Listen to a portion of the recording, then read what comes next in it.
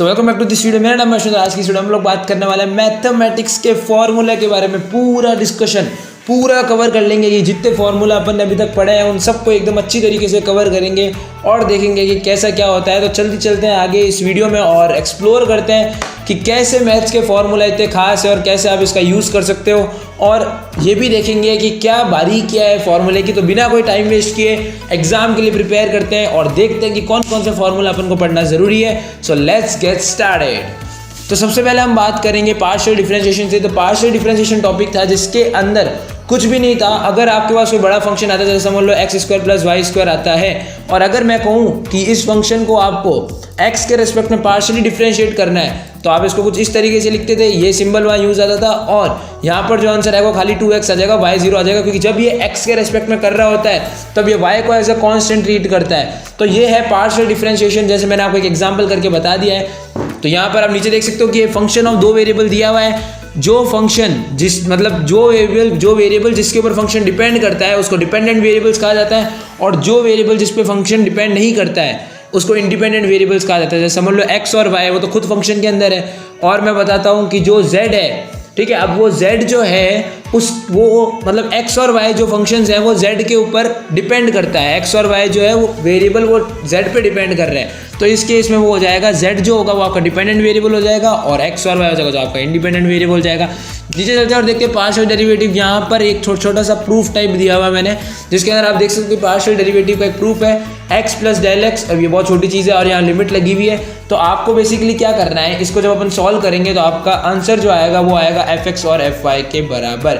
जल्दी चलते हैं आगे और देखते हैं क्या है। और तो आगे जैसे ही आप चलोगे तो आप देखोगे कि पार्शियल डेरिवेटिव है हायर ऑर्डर का। तो बेसिकली हायर ऑर्डर के 3 तरह के अपने मतलब कोर्स में है, और आप इससे और भी इसके वेरिएशंस है, लेकिन मैं आपको बताऊंगा जैसे जैसे आप आगे जाओगे। तो जैसे fxx आ चुका है, तो इसमें कुछ नहीं है, आपको z के रेस्पेक्ट में आपको x के रेस्पेक्ट में डबल बार डेरिवेटिव करना है। अगर कोई भी वेरिएबल 2 बार नीचे रिपीट आ रहा है तो उसका डबल डेरिवेटिव करना है। अगर x y है तो एक बार del(z/del(x), ठीक है, मतलब 2z/2x, और उसका जो आपको आंसर आएगा उसको वापस एक बार y के रेस्पेक्ट में करना है, ठीक है। और एक चीज़ ध्यान रखना कि ये जो आप डिफरेंशिएशन करोगे ये yx के भी बराबर आएगा। फंक्शन जो yx के रेस्पेक्ट में हो चुका है उसके अंदर भी ये सेम आंसर आएगा। अगर हम बात करें f(y) की, यानी यहाँ पर क्या हो रहा है, अब y का डबल डेरिवेटिव हो रहा है, ठीक है। तो यहाँ पर z फंक्शन का y के रेस्पेक्ट में डबल डेरिवेटिव कर रहा है, इसलिए यहाँ पर f(y) लिखा हुआ है। चलते हैं नीचे और देखते हैं और क्या क्या अपने पास है। देखते हैं होमोजेनियस थ्योरम दी हुई है। तो सबसे पहले क्वेश्चन ये आता है कि होमोजेनियस का मतलब क्या होता है, कौन सा मतलब होमोजेनियस फंक्शंस क्या होते हैं। अब इन सब के बारे में हम बात करते हैं। तो कुछ नहीं, होमोजेनियस थ्योरी यूलर थ्योरम ये कहती थी कि अगर कोई फंक्शन है जिसके अंदर 2 या 2 से ज़्यादा इंडिपेंडेंट वेरिएबल्स है, जैसे आपने अभी ऊपर देखा था यहाँ पर कि x और y आपका इंडिपेंडेंट वेरिएबल्स थे, तो ऐसा कोई फंक्शन जिसके अंदर 2 या 2 से ज़्यादा इंडिपेंडेंट वेरिएबल्स है और उन सबकी डिग्री सेम है, डिग्री यानी पावर सेम है, ठीक है। डिग्री बेसिकली क्या होता है कि जो हाईएस्ट पावर होती है, ठीक है। तो बेसिकली यहाँ पर क्या है कि जिसकी डिग्री सेम है, इन टर्म्स जितनी भी टर्म्स उन सबकी अगर डिग्री सेम है तो आप उसको कुछ इस फॉर्म में लिख सकते हो। fxy को आप इस फॉर्म में लिख सकते हो और इसको आप इस फॉर्म में भी लिख सकते हो। तो बेसिकली ये 2 फॉर्म दी हुई है कि जिसकी डिग्री सेम है, ठीक है, सबकी डिग्री सेम होनी चाहिए, और तो और उसमें 2 या 2 से ज़्यादा इंडिपेंडेंट वेरिएबल्स होने चाहिए, तब आप ये आइडेंटिटी यूज़ कर सकते हो। और ये आइडेंटिटी यूज़ आती है होमोजेनियस फंक्शंस के लिए। चलते हैं नीचे और देखते हैं यूलर्स थ्योरम का। तो यूलर्स थ्योरम के अंदर आप देख सकते हो कि कुछ नहीं है। अब यहाँ पर थोड़ा होमोजेनियस थ्योरम का थोड़ा कंसेप्ट यूज़ हो रहा है, होमोजेनियस फंक्शंस का कंसेप्ट यूज़ हो रहा है, जिसके अंदर अपन ने बात की थी कि 2 से ज़्यादा इंडिपेंडेंट वेरिएबल्स होने चाहिए, और अपन ने बात की थी कि उनकी सबकी डिग्री सेम होनी चाहिए। तो यहाँ पर अपन वो यूज़ कर सकते हैं। तो कैसे यूज़ करेंगे, देखो कि यूलर्स थ्योरम क्या कहती है कि अगर कोई फंक्शन x, y अगर वो होमोजेनियस फंक्शन है और डिग्री उसकी n है तो उसको आप इस फॉर्म में लिख सकते हो। तो बेसिकली यहाँ पर एक आइडेंटिटी है, 2 आइडेंटिटी आपको याद रखनी है। सबसे पहले आइडेंटिटी ये है fx, y = x की पावर n f(y/x). तो कुछ नहीं करना, आपके पास जो फंक्शन है उसको y/x के फॉर्म में कर रखे आपको xn निकालना है कोई भी हालत में पहले, ठीक है, और आगे वो फॉर्मूले में आपको अप्लाई करना है। यहाँ पर बेसिकली क्या हो रहा है कि यहाँ पर ये कहा गया है कि fx, y एक होमोजेनियस फंक्शन है जिसकी डिग्री n है, तो फिर क्या होगा, तो x del f/del(x) यानी x इंटू f का करना है आपको partial derivative with respect to x plus y into del f/del(y) यानी y का करना है, मतलब यानी f का करना है y के रेस्पेक्ट में पार्शियली डेरिवेशन, और इक्वल टू nf। f क्या है, f जो फंक्शन है जो कि आप ऊपर से निकालोगे, ठीक है। तो ये आपको क्लियर हो चुका होगा यूलर्स थ्योरम के बारे में। चलते हैं आगे और देखते हैं प्रूफ क्या है यूलर्स थ्योरम का। तो यूलर्स थ्योरम का बहुत सिंपल है, ये अपन है होमोजेनियस कंडीशन जो आपने अभी होमोजीनियस थ्योरम पढ़ी थी उससे ये कंडीशन अपन ने निकाली थी। अभी आगे देखो क्या होता है, जैसे जैसे अपन आगे जाएंगे तो ये क्या होगा, जैसे ही आप इसका पार्शियली डेरिवेटिव करोगे एक बार तो यहाँ पर आपका चेन रूल लगेगा और ये इस तरीके से खुलेगा, ठीक है। फिर आप इसको आगे जाओगे, इसको और सिंप्लीफाई करोगे, फिर आप इसको x के दोनों तरफ मल्टीप्लाई कराओगे तो आपके पास ऐसी कुछ आइडेंटिटी बनेगी। और ऐसी आइडेंटिटी बनने के बाद आप ये देख सकते हो कि ये अकेली y की आइडेंटिटी है, ये अकेली x की आइडेंटिटी है। और यहाँ पर आप पुट कर दिए, आपका जो आंसर है वो इस तरीके से कुछ आ जाएगा। और इसको यहाँ पर आप ट्रांसपोज कर दोगे तो आपके पास और कुछ नहीं, अपनी वापस यूलर्स थ्योरम ही आ जाएगा। ये बहुत इंपॉर्टेंट टॉपिक है तो इस पर थोड़ा ज़्यादा एम्फेसाइज किया मैंने। चलते हैं अगर देखते हैं कॉम्पोजिट फंक्शन क्या है। तो कॉम्पोजिट फंक्शन बेसिकली वो फंक्शंस होते हैं एक फंक्शन के अंदर एक दूसरा फंक्शन, ठीक है। जैसे आपको यहाँ पर नीचे में एक परफेक्ट एग्जांपल देता हूँ, समझ लो ये है, ठीक है। तो u एक इंडिपेंडेंट वेरिएबल, u एक डिपेंडेंट वेरिएबल है किसका, x, y का। अब ये जो x, y है ये फंक्शन के वेरिएबल्स हैं, फंक्शन वेरिएबल्स हैं। अब x, y के अंदर भी और वेरिएबल्स हैं तो वो एक कॉम्पोजिट फंक्शन है, यानी फंक्शन के अंदर फंक्शन। x जो है वो भी एक डिपेंडेंट वेरिएबल है t फंक्शन का, समझ में आया। तो बेसिकली यही एक लॉजिक है कि कॉम्पोजिट फंक्शन मतलब होता है फंक्शन के अंदर फंक्शन। तो यहाँ पर आपके सामने एक चीज़ लिखी हुई है कि इसको अपन कैसे रिप्रेजेंट करते हैं। तो अगर कोई u एक समझ लो कि एक डिपेंडेंट वेरिएबल है जो कि इंडिपेंडेंट वेरिएबल्स x, y पे डिपेंड करता है, तो क्या होगा, तो उसका पार्शियल डेरिवेटिव आप कैसे करोगे। तो ये आपकी स्क्रीन के ऊपर लिखा हुआ है कि आप इस तरीके से इसका पार्शियली डेरिवेशन करोगे। तो आपके सामने कुछ मैंने लिख के दिया है तो आप इसको ढंग से देखना। और जैसे ये फॉर्मूला है, इसके बाद आपके बाद अगली जो चीज़ आती है वो आती है कॉम्पोजिट फंक्शन की। तो यहाँ पर कॉम्पोजिट फंक्शन बेसिकली यहाँ पर आप इनडायरेक्टली अगर मैं बोलूँ इनफॉर्मली तो कह सकता हूँ कि ये पार्शियल डेरिवेटिव को फुल डेरिवेटिव में कन्वर्ट करने का एक प्रोसेस है। और तो और फंक्शन के अंदर फंक्शन होते हैं, इसके अंदर तो कुछ भी नहीं है। जैसा मैंने आपको बताया कि u एक डिपेंडेंट वेरिएबल है जो कि इंडिपेंडेंट वेरिएबल x, y पर डिपेंड करता है। x एक डिपेंडेंट वेरिएबल है किसके लिए, with respect to t function के लिए x एक डिपेंडेंट वेरिएबल है, लेकिन u के रेस्पेक्ट में अगर देखा जाए तो x एक इंडिपेंडेंट वेरिएबल है। तो यहाँ पर आप आगे जाओगे तो आप देखोगे कि यहाँ पर क्या है। तो u का जो पॉइंट है इसको मैं इस तरीके से भी लिख सकता हूँ, क्योंकि x की जगह अगर मैं ये पुट कर दूँ और y की जगह अगर मैं ये पुट कर दूँ तो मैं इसको इस तरीके से भी लिख सकता हूँ। तो कोई दिक्कत वाली बात नहीं है। तो मैंने इस तरीके से लिख दिया। तो यहाँ पर आप लिख सकते हो कि u एक कॉम्पोजिट फंक्शन है किसका, t1 और t2 का। अब मैंने फंक्शन नहीं बोला, कॉम्पोजिट फंक्शन बोला, क्योंकि क्या है कि u खुद एक फंक्शन है, ठीक है। u एक खुद एक फंक्शन है जो कि x, y पे डिपेंड करता है, ठीक है। तो आप यहाँ पर देख सकते हो कि क्या सिचुएशन बन रही है। अगर मैं इस जगह t लिख दूंगा तो बेसिकली u एक कॉम्पोजिट फंक्शन बन जाएगा जो कि डिपेंड करेगा t पे, ठीक है, f1t और f2t पे। आगे अपन चलेंगे, देखेंगे इसका टोटल डेरिवेशन क्या होगा। तो अब यहाँ देख सकते हो कि अब मैंने पार्शियली डेरिवेटिव को कन्वर्ट होगा वो आपका टोटल डेरिवेटिव में। तो ये आपका कॉम्पोजिट फंक्शन का फॉर्मूला है जो कि है du/dt is equal to del f by del x into del x by del t plus del f upon del y into del y upon del t। तो एक फॉर्मूला है जिसको आपको याद रखना पड़ेगा और इसको आप अच्छी तरीके से एंजॉय भी कर सकते हो। चलते हैं नीचे और देखते हैं क्या है कि यहाँ पर आपको टेंजेंट प्लेन आ चुके हैं। अब तो टेंजेंट प्लेन बेसिकली कुछ भी नहीं होता है। आप इसको फिगर को ढंग से देखोगे तो आपको सब चीज़ क्लियर हो जाएगी। तो मैं आपको फिगर ढंग से दिखाता हूँ तो आप देख सकते हो कि एक टेंजेंट प्लेन है। टेंजेंट प्लेन बेसिकली वो प्लेन होता है जो कि सरफेस के नीचे से एकदम विदाउट उसको इंटरसेक्ट करते हुए पॉइंट को टच होकर निकलता है, वो एक टेंजेंट प्लेन। जैसे सपोज मैं आपको दिखाता हूँ कि यहाँ एक सर्कल मैंने बनाया तो इसका टेंजेंट कैसे होगा, ये ऐसे होगा टेंजेंट, ये इसका टेंजेंट है क्योंकि ये खाली सरफेस को टच करके निकला, इसने इंटरसेक्ट नहीं किया किसी को, ठीक है। तो ये बेसिकली आपको आइडिया देते कि टेंजेंट होता क्या है। अब यहाँ पर क्या हो रहा है, यहाँ पर बेसिकली आपके पास सरफेस है, ठीक है, और उसमें एक लाइन परपेंडिकुलर है। तो यहाँ पर बेसिकली टेंजेंट प्लेन के अपने पास क्वेश्चंस बहुत सारे आते हैं। तो एक थोड़ी थ्योरी है जो मैंने आपको स्क्रीन पे लिखी हुई है, ठीक है। तो जो डेल एफ है ये परपेंडिकुलर होता है सरफेस के और नीचे है आपका टेंजेंट प्लेन। तो ये बेसिकली एक आइडिया आपको है टेंजेंट प्लेन का, एक फिगर टाइप मैंने बना के दे दिया है कि कैसे क्या है।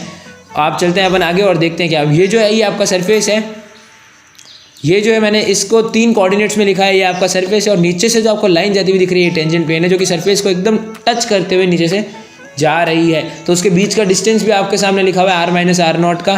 तो आप देख सकते हो कि आप जैसे जैसे आगे जाओगे तो आपको अच्छी तरीके से चीज़ समझ में आएगा। इसमें क्वेश्चन कैसे आएंगे नॉर्मली, तो आपको कुछ नहीं करना, आपके पास एक फंक्शन दिया हुआ रहेगा, आपको कुछ नहीं करना, ये फॉर्मूलाज याद रखने हैं। अब इस फॉर्मूले को आप कैसे याद रखोगे, बहुत आसान है, ज़्यादा मुश्किल है नहीं है। तो कुछ भी नहीं करना, x minus x nought I cap plus Y minus Y nought J cap plus Z minus Z nought K cap into del F upon del X और del F upon del Y plus del F upon del Z K cap, ठीक है। तो कुछ भी नहीं करना, ये आपको पता है क्या है। अगर मैं आपको इसको बढ़िया तरीके से बोलूँ तो ये आपका, और ये अपन ने पहले भी पढ़ा हुआ है बहुत बार, ठीक है। तो वही यहाँ पर चीज़ है तो ये आगे जाएगी, तो आपको कुछ क्या लगता है, आई कॉमा आई ये 1 हो जाएगा, तो ये आपका ऐसी इक्वेशन आपके सामने बनेगी और ये इक्वेशन आपकी है नॉर्मल लाइन की। वेयरएज अगर मैं बात करूँ टेंजेंट की, तो टेंजेंट की आप देख सकते हो कि क्या सीन है।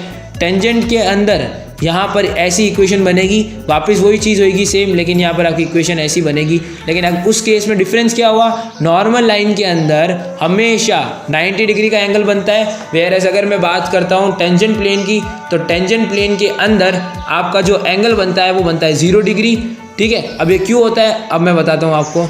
0 आपका आंसर इसलिए आता है यहाँ पर क्योंकि कॉस की वैल्यू यहाँ पर हो जाती है 90, क्योंकि टेंजेंट है, कोई भी एक सरफेस है, ये कोई सरफेस है, इसको मैं टच करते हुए निकल रहा हूँ, एंगल कितना बन रहा है यहाँ पर 90 डिग्री का बन रहा है। तो यहाँ पर मैं पुट करता हूँ डॉट प्रोडक्ट में 90, तो कॉस 90 कितना होता है, कॉस 90 0 होता है, तो यहाँ पर आपका 0 हो जाता है ये। और यहाँ पर आर की आपको वैल्यू पता ही होती है क्या है, x minus x nought I cap plus Y minus Y nought J cap plus Z minus Z nought K cap into del F by del X I cap plus del F upon del Y Z J cap plus del F upon del Z K cap. तो ये normal line की equation भी आपके सामने दी हुई है, यहाँ पर तो कुछ भी नहीं है, नॉर्मल लाइन के अंदर सेम टू सेम इक्वेशन है, ज़्यादा डिफरेंस है नहीं इसके अंदर।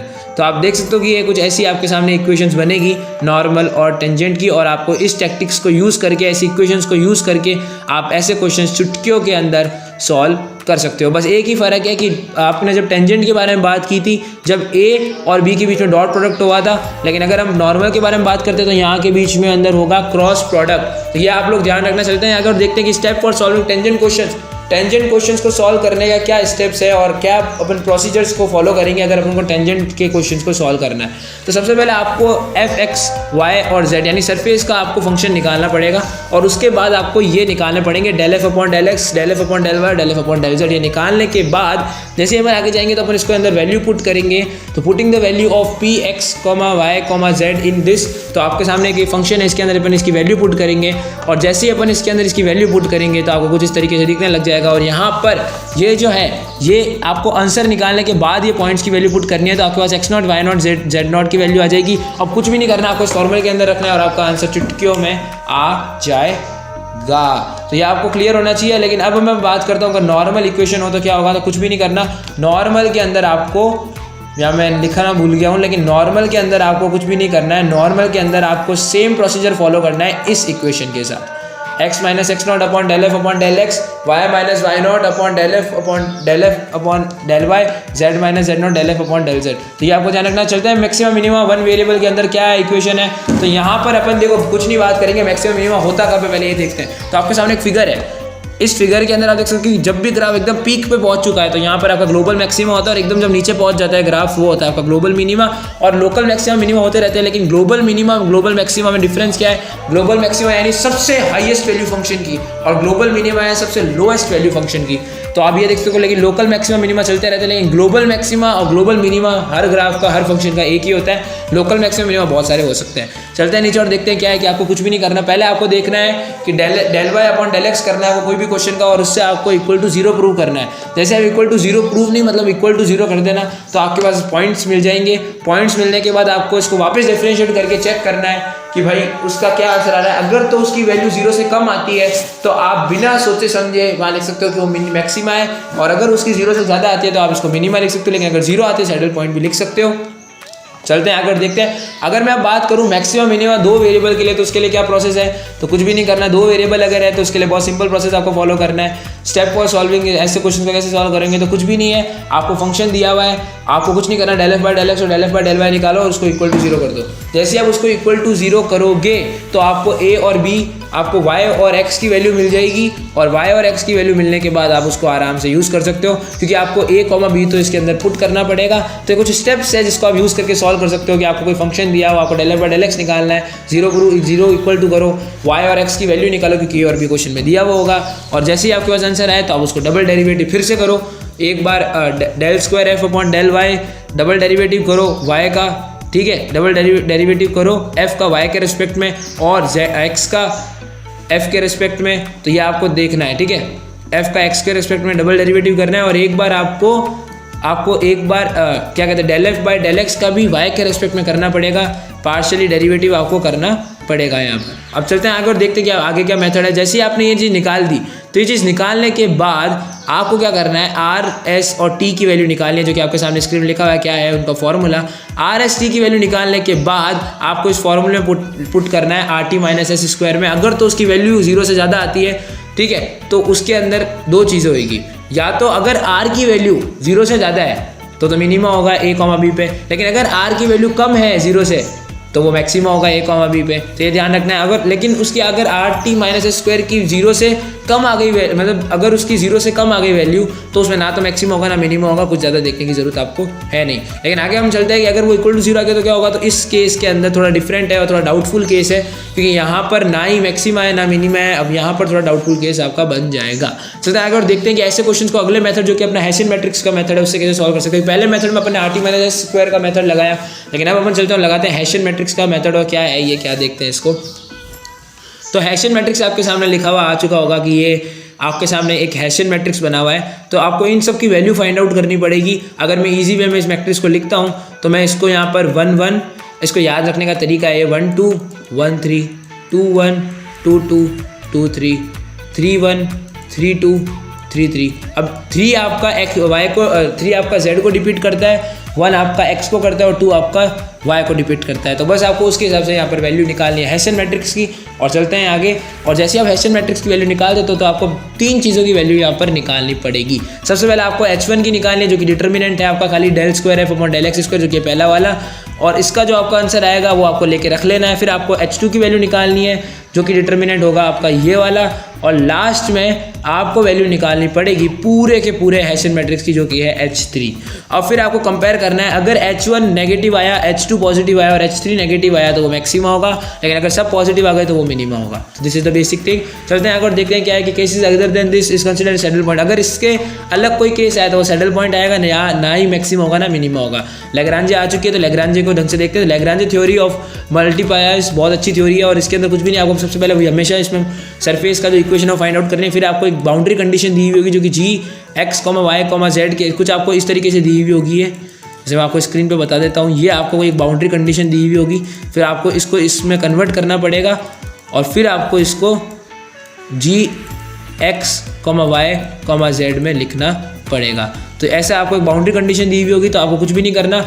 अब आपको क्या करना है कि ये कंडीशन आपने अगर निकाल ली, बाउंड्री कंडीशन आपने निकाल ली, एफ एक्स आपके पास पड़ा हुआ है, एफ एक्स वाई जेड आपके पास है और जी एक्स वाई जेड आपने निकाल लिया है, तो आपको कुछ भी नहीं करना है। बहुत ही आसान मेथड है। आगे आपको लैग्रांजे फंक्शन को फाइंड आउट करना है, जो कि होगा ये, ठीक है। तो आपको कुछ भी नहीं करना। यहाँ पर एक्स आपके पास जो फंक्शन है प्लस लेमडा, जो जी की बाउंड्री कंडीशन आपने निकाली, यानी इसको लेमडा से मल्टीप्लाई करवा देना है।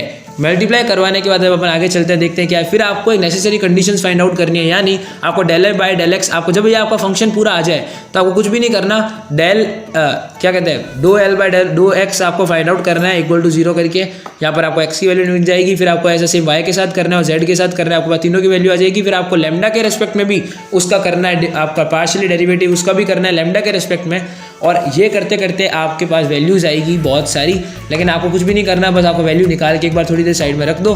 फिर del l by del lambda की आपने वैल्यू निकाल के 0 से इसको इक्वेट कर दो। फिर आपको कुछ भी नहीं करना, वो जो वैल्यू आपने निकाली वो यहाँ पर इसमें पुट कर दो और आपका कुछ इस तरीके से फंक्शन में आपको वैल्यू पुट करनी है जो आपने एक्स वाई की निकाली है। और जैसे ही आपने वैल्यू पुट करी फिर आपको ये टेस्ट करनी पड़ेगी सफिशिएंट कंडीशन, जो कि आपके सामने एक वापस एक हल्का सा मैट्रिक्स जैसा कुछ बन के आ गया है। तो आपको इसके अंदर वैल्यू पुट करनी है और आपका आंसर आ जाएगा। जैसे आप इसके अंदर वैल्यू पुट करोगे तो आपको के की वैल्यू मिलेगी। के कैसा है, अगर के नेगेटिव आया तो ध्यान में रखो मैक्सिमा है, अगर के पॉजिटिव आया तो वो मिनिमा है। और अगर आपको कंटिन्यूटी चेक करनी है कोई भी फंक्शन की तो आप उसमें अभी आपको बताते हैं कैसे आप चेक कर सकते हो। तो कुछ भी नहीं होता, फंक्शन कंटिन्यूस कब होता है, ये एक कंटिन्यूस फंक्शन है। लेकिन अगर मैं बात करूँ इन दो फंक्शन की तो क्या ये कंटिन्यूस फंक्शन है? नहीं, कोई भी हालत में ये कंटिन्यूस फंक्शन नहीं है, क्योंकि बहुत ज़्यादा दूर दूर इनके बीच में कोई कॉन्टैक्ट भी नहीं है। तो आप यहाँ देख सकते हो कि एफ एक्स एक वेरिएबल फंक्शन है और वो कंटिन्यूस तब होगा कुछ पॉइंट्स पे, जैसे अगर x इक्वल टू ए है तो वहाँ पर वो कंटिन्यूस होगा। लेकिन अगर लिमिट एक तो प्लस ए होती है और एक माइनस ए होती है, और अगर वो एफ ए के बराबर है यानी L H L is equal to R H L is equal to that function at A, तो वहाँ पर अगर ये चीज़ हो रही है वैल्यू ऑफ फंक्शन के बराबर आ रही है तो फंक्शन कंटिन्यूस होता है। और 3 कंडीशन अपन हमेशा टेस्ट करते हैं ये, कोई भी फंक्शन का कंटिन्यूटी टेस्ट करनी होती है। तो अब आप देख सकते हो कि अगर 2 वेरिएबल फंक्शन हो तो कैसे टेस्ट होगा, क्योंकि पहला वाला जो मेथड था वो तो 1 वेरिएबल के लिए एप्लीकेबल था।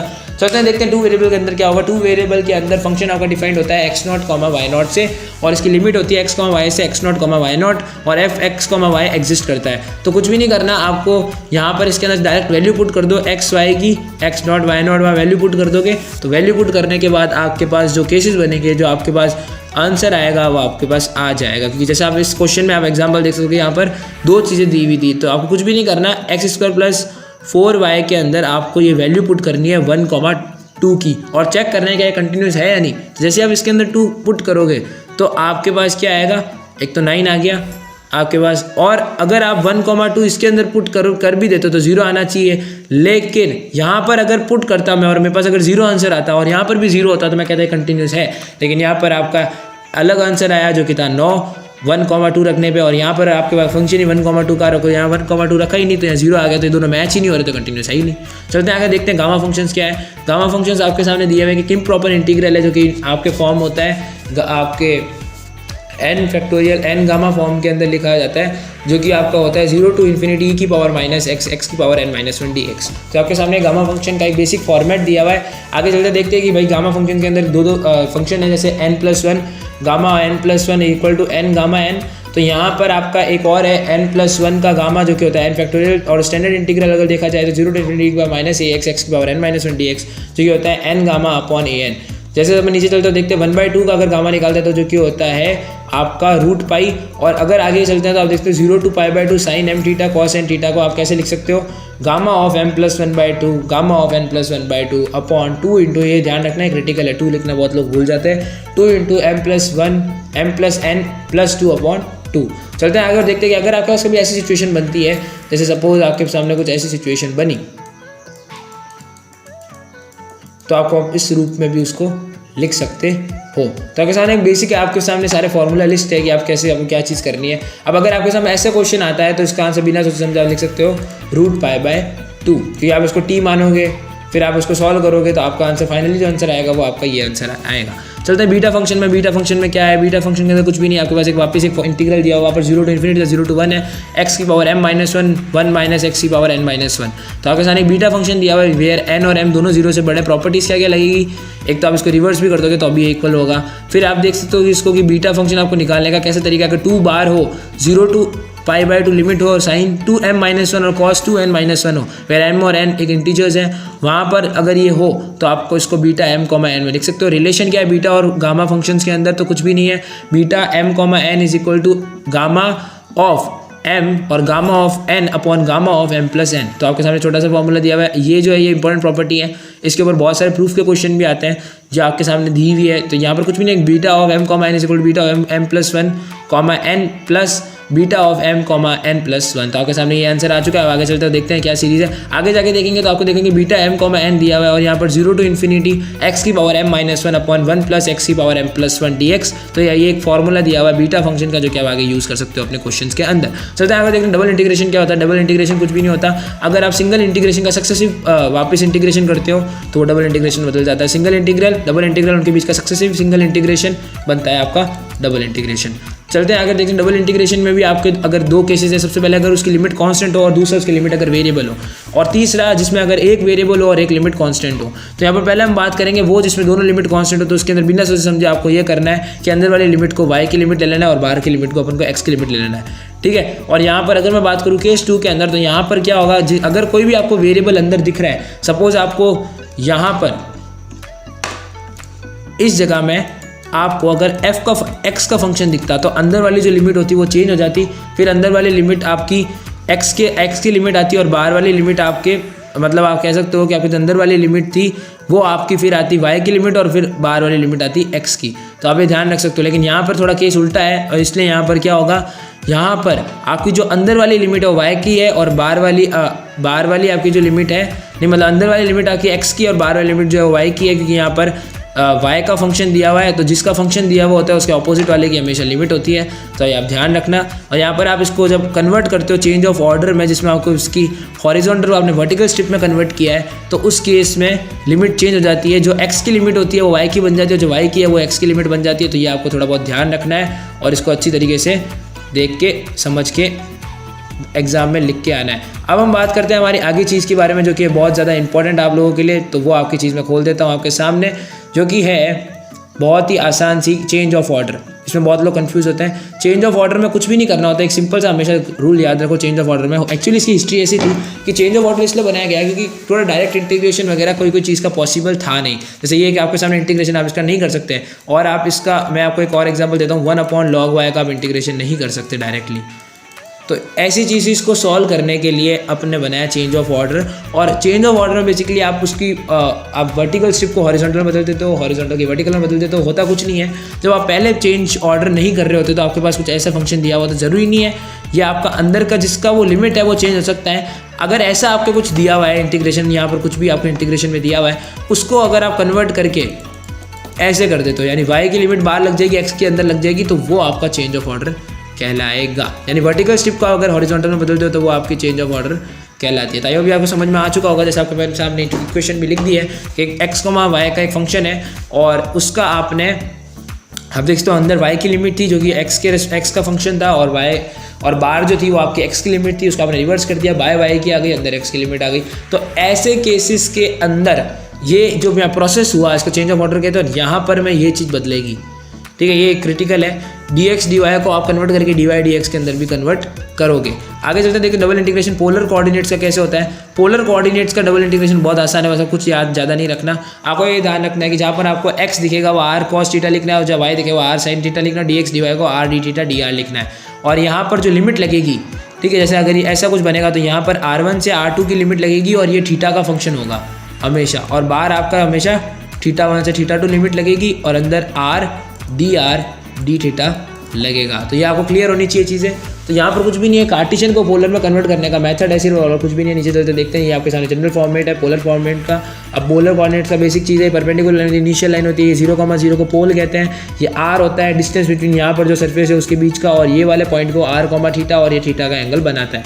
अब देखते हैं डबल इंटीग्रेशन की एप्लीकेशन क्या है। डबल इंटीग्रेशन आपका बहुत जगह यूज होता है, जैसे आप देख सकते हो एरिया निकालने के लिए, वॉल्यूम निकालने के लिए, और उसको पोलर फॉर्म में कन्वर्ट भी किया जाता है बहुत बार। तो यहाँ पर आपके सामने बेसिकली मैं ये बता रहा हूँ कि इसकी एप्लीकेशन क्या कहता है। इसकी एप्लीकेशन ये है कि आप उसके एरिया वाले जो है, तो आप उसके एरिया निकाल सकते हो डबल इंटीग्रेशन के, आप उसके वॉल्यूम निकाल सकते हो। बस आपको कुछ नहीं करना, अंदर dy dx को रखना है, लिमिट अपने हिसाब से आपको चूज़ करनी पड़ेगी क्वेश्चन में जिस हिसाब से दिया वो, और आपका आंसर आ जाएगा। वैसे यहाँ पर area bye double integration polar format में भी लिखा हुआ है, जो कि आप कन्वर्ट कर सकते हो, जो कि मैंने आपको ऊपर ऑलरेडी बता दिया है। वॉल्यूम के अंदर यहाँ z दिया हुआ है। अब z एक्चुअली आपके साथ समझ लो, कभी ऐसा फंक्शन आता है ना आपके पास, तो कुछ नहीं करना, आपको यहाँ से z की वैल्यू निकालो, और z की वैल्यू निकालने के बाद यहाँ पुट कर दो, बस सिंपल सा गेम। और यहाँ पर आपको कुछ भी नहीं करना, z की वैल्यू आप जो निकालोगे, ठीक है, तो वो z की वैल्यू एक्चुअली क्वेश्चन में दी हुई होती है, ज़रूरी नहीं है जो मैंने आपको बताया। और आपको जब लिमिट लगानी हो तो आप उसके हिसाब से लिमिट भी लगा सकते हो। और जो मैंने आपको बताया है ना अभी कि z की वैल्यू पुट करनी है, वो z की वैल्यू यहाँ पुट करना, ठीक है। जो आपने z की वैल्यू निकाली वो यहाँ पुट करना, और यहाँ पर आपको लिमिट पुट करनी पड़ेगी x और y की। तो आप इसमें क्वेश्चंस देख सकते हो। नीचे चलते हुए देखते हैं क्या है ट्रिपल इंटीग्रल। अब कुछ भी नहीं है, डबल इंटीग्रल्स का सक्सेसिव अगर आप करते हो, सक्सेसिव इंटीग्रल डबल इंटीग्रेशन आपका ट्रिपल इंटीग्रल आता है। उसके अंदर क्या होता है कि जो z होता है वो x, y का होता है, जो y होता है वो y होता है वो x का फंक्शन होता है। या पता नहीं गलती से मैंने y लिख दिया है, नो इश्यूज़, मैं इसको करेक्ट कर लेता हूँ। तो ये x का फंक्शन होता है, और ये अंदर वाला जो होता है, तो ये अंदर वाला आपका एक z होता है जो कि x, y दोनों का फंक्शन होता है, दोनों पे डिपेंड कर रहा होता है। तो ये आपका डबल ट्रिपल इंटीग्रल की कहानी है। चलते हैं नीचे और देखिए डिरिचलेट इंटीग्रल क्या होता है। डिरिचलेट इंटीग्रल प्रॉपर्टी, इसके अंदर कुछ भी नहीं होता। अगर आप किसी का वॉल्यूम इंटीग्रल निकाल रहे हो, x l-1 y m-1 और z n-1 का आपका फॉर्म बन रहा है, और अंदर dx dy dz बन रहा है, तो बिना सोच समझे l का गामा, m का गामा, n का गामा 1, तीनों का +1 गामा आपका आंसर होता है। ठीक है, तो नीचे चलते देखते हैं, कुछ भी नहीं है। और नीचे आने पे हमें ये पता लगता है कि अगर यहाँ पर x की वैल्यू यहाँ पर है आपकी 0 से या तो ज़्यादा होगी, क्योंकि यहाँ 0 नहीं होगी, या तो 0 से ज़्यादा होगी या 0 मानी जाएगी। या तीनों के केसेस में यही चीज़ है, लेकिन इनका जो सम होगा वो हमेशा क्या होना चाहिए, कम आना चाहिए 1 से, या 1 से इक्वल आना चाहिए। ठीक है, x, y और z का। अब यहाँ पर आप देख सकते हो कि अब यहाँ पर अगर सारी लिमिट कांस्टेंट हो, सपोज करो ये इंटीग्रल है, इसमें सारी लिमिट कांस्टेंट है 1 2 3 4 5 6, और अंदर आपका dv आ गया, यानी जो वॉल्यूम का है। तो यहाँ पर क्या होगा कि जो आपकी ये वाली लिमिट होगी सबसे अंदर वाली, ये आपकी z की होगी, y की होगी, और सबसे बाहर वाली x की होगी। जनरल है, एप्लीकेशन देखना है कोई ट्रिपल इंटीग्रल के, तो यहाँ पर एक तो वॉल्यूम निकालने के लिए बहुत काम आती है एप्लीकेशन। इसका ये एप्लीकेशन है कि वॉल्यूम में बहुत ज़्यादा इंपॉर्टेंस इसका रोल आता है। और तो और ये लिमिट कांस्टेंट होती है इसके अंदर, तो आपको पता है क्या करना है। और अगर लिमिट इक्वेशन के फॉर्म में हो तो कर्व आपको निकालना पड़ेगा और यहाँ पर पुट करनी पड़ेगी लिमिट्स आपको। तो अब चलते हैं वेक्टर कैलकुलस में और देखते हैं यहाँ पर क्या। वेक्टर कैलकुलस आपका बहुत आसान है, कुछ भी नहीं है। वेक्टर कैलकुलस के अंदर आप डी आर, आप del r by del theta, ये आपको मैंने एक बेसिक पार्शियल के फॉर्म में दिया हुआ है। अब यहाँ पर आपको चीज़ें याद रखनी पड़ती है। सर्कल है, सर्कल की पैरामीट्रिक इक्वेशन है जो कि x = a cos theta, y = a sin theta, z = 0। तो यहाँ पुट करोगे वेक्टर के अंदर तो ये वेक्टर इक्वेशन बन जाएगी सर्कल की।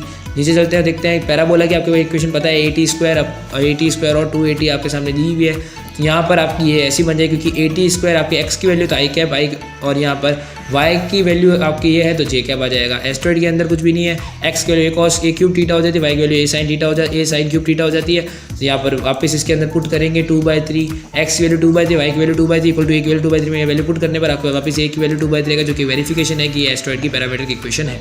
कुछ इंपॉर्टेंट क्वेश्चंस के जो फॉर्मूला है वो यहाँ पर यूनिट टेंजेंट पॉइंट अगर आपको निकालना है। यूनिट टेंजेंट पॉइंट बेसिकली वो पॉइंट जिससे वो एकदम यहाँ टच हुआ हुआ है लेकिन उसने इंटरसेक्ट नहीं किया हुआ, वो जो होता है एकदम मतलब बिल्कुल ऐसा लगता है कॉन्टैक्ट में भी नहीं लेकिन एकदम पास होकर निकलता है। तो वो कैसे निकलेगा, तो वो ऐसे निकलेगा जो कि डी आपके पास dr/d थीटा का यूनिट वेक्टर अपॉन उसका स्केलर जो आप उसका मॉड करते हो।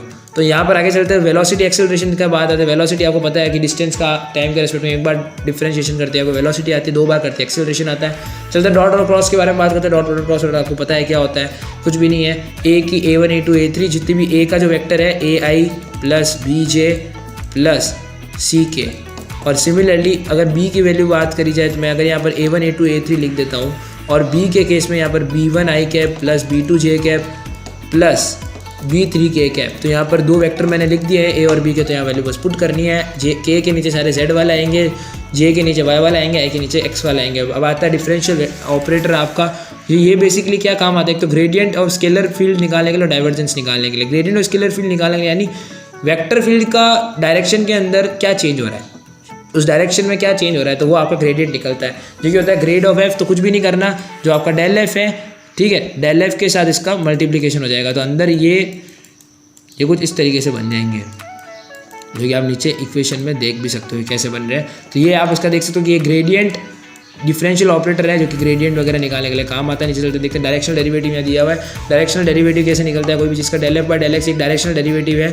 किसका, it is a directional derivative of f in x direction. F का डायरेक्शनल डेरिवेटिव है एक्स के डायरेक्शन के अंदर।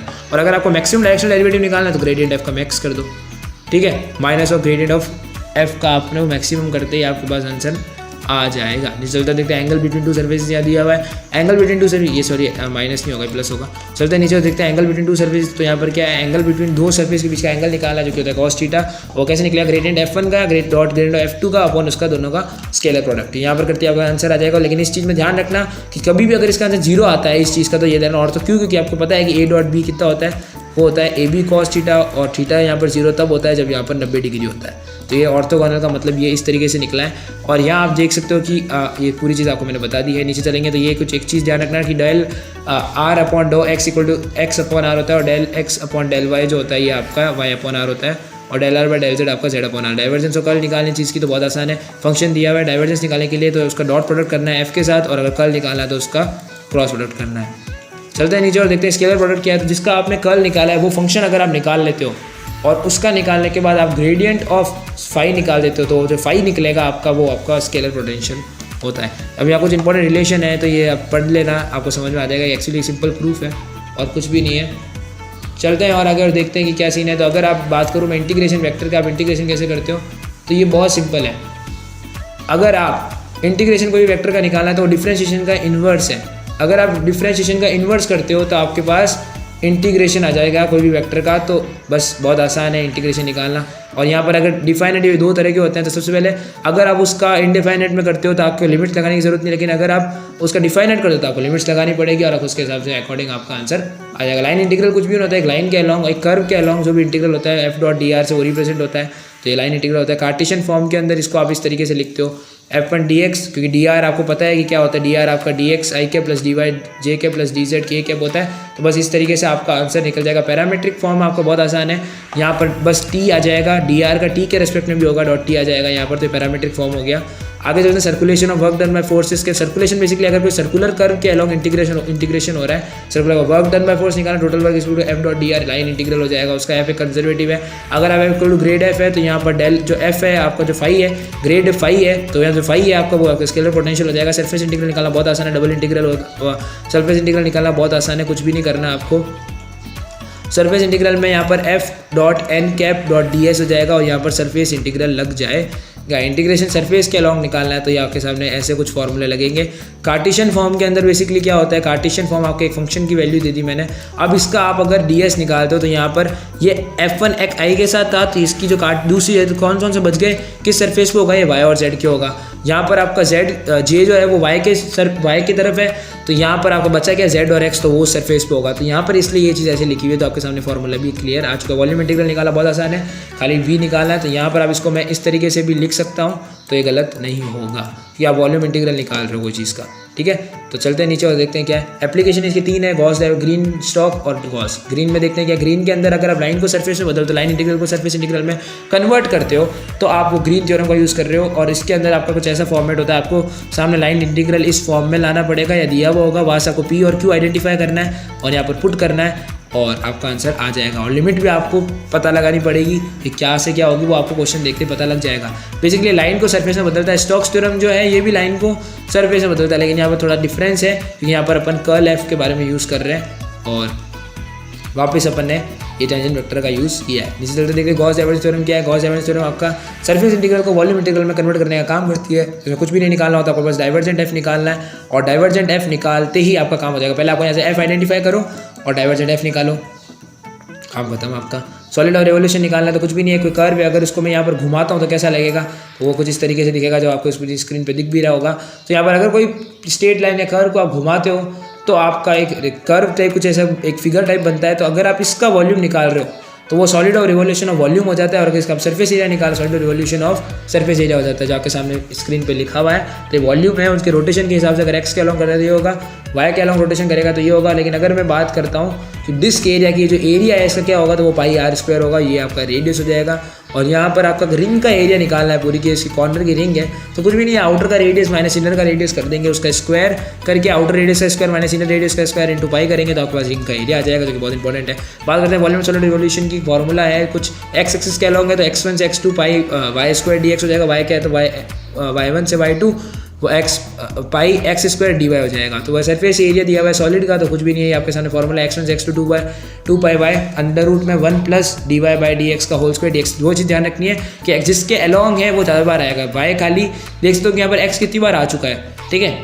ये सारे x कितनी बार आ चुके हैं, लेकिन यहाँ पर जिसके रेस्पेक्ट में होगा यहाँ पर उसका उल्टा आएगा, ठीक है। अपन ने x के अलॉन्ग निकाला है तो यहाँ y आएगा और अंदर y का करेंगे। लेकिन अगर मैं बात करता हूँ y का तो यहाँ पर पूरी चीज़ उल्टी हो जाएगी, बाकी सारी चीज़ वही की वही रहेगी। x की जगह y था और y की जगह x आ जाएगा बस। और इंपॉर्टेंट कर्व्स जैसे इलिप्स है तो इलिप्स इस तरीके से होता है, इसको माइनर एक्सिस कहते हैं, इसको मेजर एक्सिस कहते हैं। ये तो बताने की जरूरत है नहीं मेरे को, कि मेरे को पता है आपको आता है ये। और ये आपका बेसिक एक इक्वेशन दी हुई x square upon a square plus y square upon b square equal to 1। अब आपको बिल्कुल चिंता नहीं करनी, तो आपके सामने पूरी चीज़ क्लियर है। अब इसकी पैरामीट्रिक फॉर्म ध्यान रखना है, x equal to a cos theta होती है, y equal to b sin theta होती है। चलेंगे तो पैराबोला के अंदर थोड़ा सा आपको करेक्शन करना पड़ेगा। पैराबोला के अंदर तो आपको ये देख सकते हो कि आपके सामने सारे तरह के पैराबोला मैंने बना दिए। ये इसकी पैरामीट्रिक इक्वेशन सबकी अलग अलग होगी, तो आप इसको रीड कर लेना। कार्डियोइड आपका ये दिल वाला शेप जो बनता है, जिसमें आपने बहुत सारे मोर पंख टाइप क्वेश्चन भी देखेंगे, वो सारे कार्डियोइड के अंदर आते हैं। या r equal to 1 plus cos theta होता है। एस्ट्रॉइड के अंदर थोड़ा ये इंपॉर्टेंट क्रिटिकल है, इसलिए मैं आपको थोड़ा बता देता हूँ। एक्स्ट्रॉइड की जो पैरामीट्रिक होती है a cos क्यूब थीटा होती है, y equal to a sin cube theta होती है, और यहाँ पर पुट करती है आपका आंसर आ जाता है। सर्कल के केस में x square plus y square equal to a square होता है, और यहाँ पर एक्स और वाई दोनों की पैरामीट्रिक फॉर्म ए कॉस थीटा और ए साइन थीटा होती है, जो कि आपकी स्क्रीन पे दिख रही है। चलते हैं नीचे टेट्रिक्स के बारे में बात, जहाँ पर एजोम्प्टोट वगैरह निकालते तो इसकी इक्वेशन आपको इस तरीके से दी हुई होगी क्वेश्चन के अंदर, जो कि होगी X equal to A cos bracket के अंदर cos theta plus half log 10 square t/2। ये दी हुई है। इसकी पैरामीट्रिक इक्वेशन आपको y equal to A sine theta दी हुई होगी, तो कुछ भी नहीं करना आपको। y equal to A sine theta होती है, x equal to A cos theta होती है।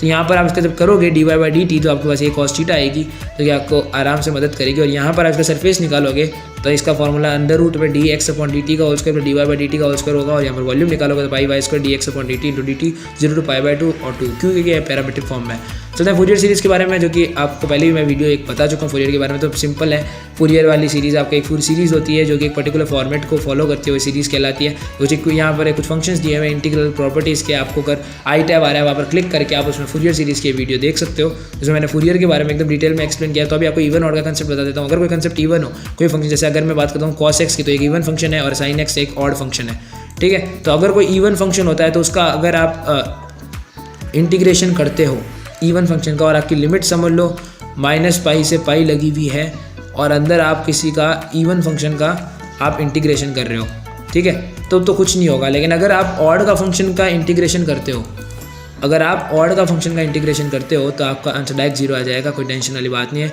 तो आप देख सकते हो कि यहाँ मैंने सारे नोट्स लिखे हैं, ऑड फंक्शन क्या होता है, इवन फंक्शन क्या होता है, और पिछली वीडियो में पूरा ये कवर भी हो चुका है। तो मैं आगे चलता हूँ, और आपको अगर ये फूरियर सीरीज़ वाली वीडियो देखनी है तो आई टैब पे क्लिक करना, फूरियर सीरीज़ आप देख सकते हो पूरी अच्छी तरीके से। तो यहाँ पर अपन आगे चलते हैं और देखते हैं कि सीक्वेंस एंड सीरीज़ के अंदर की क्या सीन है। सीक्वेंस एंड सीरीज़ के अंदर अगर मैं जाता हूँ तो वहाँ पर मेरे को काफ़ी बढ़िया चीज़ देखने को मिलेगी। सीक्वेंस बेसिकली क्या होता है कि नेचुरल नंबर से लेकर नॉन एम्प्टी सेट तक जो चीज़ चलती है तो उसको एक सीक्वेंस कहा जाता है। इसको x/xn से भी डिनोट किया जाता है, मोनोटोनिक सीरीज़ होती है, ठीक है। अगर xn+1 -xn करके 0 आता है, और अगर वो वैल्यू समझ लो कि अगर 0 से ज़्यादा है तो वो इंक्रीजिंग मोनोटोनिक सीरीज़ है, और अगर वो कम है तो डिक्रीजिंग मोनोटोनिक सीरीज़ है। तो यहाँ पर आप देख सकते हो ये इस तरीके से फॉर्मूला है, जब यहाँ पर ऊपर डिस्कस किया वही यहाँ पर है। इंक्रीजिंग के अंदर बस ये उल्टा घूम जाएगा। तो बात करते हैं कि लिमिट इसकी हमेशा फाइनाइट होगी मोनोटोनिक डिक्रीजिंग की। तो यहाँ पर कुछ टेस्ट है, कन्वर्जेंस डायवर्जेंस का टेस्ट करना है आपको। तो कैसे टेस्ट होगा? सबसे पहले आपको सिंपल टेस्ट से बात, पहले कन्वर्जेंस होता क्या है। अगर किसी एन टर्म कोई सीक्वेंस है, इसके अंदर एन टर्म्स है, उसका सम अगर फाइनाइट आता है तो वो कन्वर्जेंस है, और अगर नहीं आ रहा वो डाइवर्जेंस है। वो इनफाइनाइट आ रहा है तो वो डाइवर्जेंस है। नेसेसरी कंडीशन बेसिकली क्या होती है कि आपको एक सीक्वेंस, आपको एक UN लेना है जो कि इनफाइनाइट सीरीज़ है एक, ठीक है। अगर मैं बात करूँ एक इनफाइनाइट सीरीज़ की, तो वो कि अगर उसकी वैल्यू 0 आती है लिमिट लगाने के बाद, n टेंड्स टू इन्फिनिटी, अगर उसकी वैल्यू 0 आती है तो कन्वर्जेंट है, नहीं डाइवर्जेंट है। पहला टेस्ट है ये। बात कॉची सीक्वेंस टेस्ट के अंदर कुछ भी नहीं होगा। अगर एक इनफाइनाइट सीरीज़ अपन लेते हैं जिसकी limit n tends to infinity UN/12 आ रहा है, और इसको आप कन्वर्ट करके l की वैल्यू निकाल लो, और अगर l की वैल्यू कम आए 1 से तो कन्वर्जेंट, अगर ज़्यादा है तो डाइवर्जेंट, और अगर इक्वल टू है तो टेस्ट फेल। 3 में कंपैरिजन टेस्ट है UN और UVN का, 2 सीरीज़ लेनी पड़ेगी इसमें। अगर UN/VN करते हैं, limit n tends to infinity करते हैं, तो अगर l की वैल्यू फाइनाइट आती है लेकिन नॉन जीरो आती है, तो यहाँ पर दोनों कन्वर्जेंट डाइवर्जेंट हो सकता है। लेकिन अब डिपेंड करता है VN पे। अगर VN कन्वर्जेंट होगी तो DN और UN भी कन्वर्जेंट होगी, अगर VN डाइवर्जेंट होगी तो VN भी डाइवर्जेंट होगी। हाइपरमोनिक सीरीज़ बेसिकली वो सीरीज़ है जो कि आपने इस रूप में देखी होगी, सिग्मा 1/Pn का P इज इक्वल टू 1/1 का P plus 1/2P plus equal to चलता रहता है 1/NP तक चलता रहता है। अगर P की वैल्यू ज़्यादा है 1 से तो कन्वर्जेंट, अगर वो कम है और इक्वल टू है 1 के तो डाइवर्जेंट है। DL-M-bar टेस्ट भी आपके सामने आ चुका है। DL-M-bar टेस्ट में बेसिकली कुछ नहीं होता। अगर आपको सीरीज़ एक इनफाइनाइट सीरीज़ है तो उसको UN/UN+1 की वैल्यू करके लिमिट लगाते हैं n टेंड्स टू इन्फिनिटी। अगर l की वैल्यू आती है और अगर l वो बड़ा होता है 1 से तो कन्वर्जेंट, और कम होता है डाइवर्जेंट, और अगर इक्वल टू होता है तो test fail.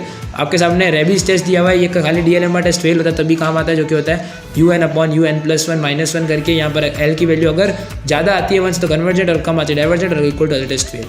Thank you for watching this video. मेरे हिसाब से आपको काफ़ी डाउट क्लियर होगा। मेरे कहीं भी आपको थोड़ी बहुत मिस्टेक लगे तो आप मेरे को बता सकते हो कि यहाँ आपकी थोड़ी मिस्टेक थी, और हम इसको इम्प्रूव करेंगे for next video. So till then best of luck, I will meet you in the next video. So enjoy your day, eat healthy food and enjoy your life. Till then we want to KDS this. Bye. Thank you.